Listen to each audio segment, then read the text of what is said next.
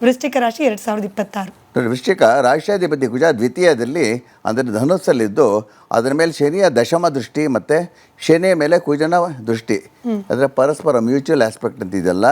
ವೃಶ್ಚಿಕ ರಾಶಿಯವರಿಗೆ ಎಲ್ಲ ರೀತಿಯ ಒತ್ತಡಗಳು ದೈಹಿಕ ಹಾಗೂ ಮಾನಸಿಕ ಹೆಚ್ಚಾಗಬಹುದು. ಸ್ವಲ್ಪ ಜುಗುಪ್ಸೆ ಸ್ಥಿತಿ ಕೂಡ ಉಂಟಾಗ್ಬೋದು. ಎಲ್ಲ ಕನ್ಫ್ಯೂಷನ್ಸ್ ಜಾಸ್ತಿ ಆಗ್ತಾ ಬರುತ್ತೆ ಅವರಿಗೆ. ಎಲ್ಲ ಮುಖ್ಯ ಕೆಲಸಗಳು ವಿಳಂಬ ಹಾಗೂ ಸ್ಥಗಿತ ಆಗ್ಬೋದು. ಇದೆಲ್ಲ ಹೇಳಿದ್ನಲ್ಲ ತಾತ್ಕಾಲಿಕಕ್ಕಿಂತ ಮೇ ತಿಂಗಳವರೆಗೆ ಅಂತ ಹೇಳ್ತಾ ಇದ್ದೀನಿ.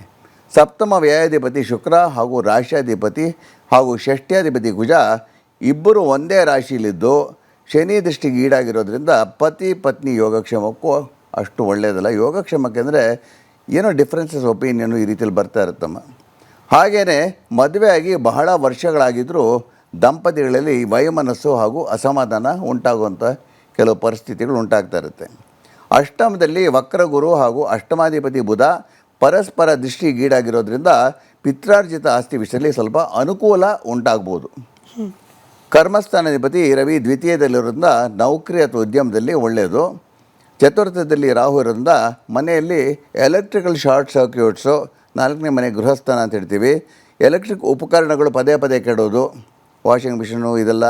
ಹಾಗೆಯೇ 4ನೇ ಮನೆಗೆ ಮಾತೃಸ್ಥಾನ ಅಂತ ಹೇಳೋದ್ರಿಂದ ತಾಯಿ ಯೋಗಕ್ಷೇಮಕ್ಕೂ ಅಷ್ಟು ಒಳ್ಳೆಯದಲ್ಲ.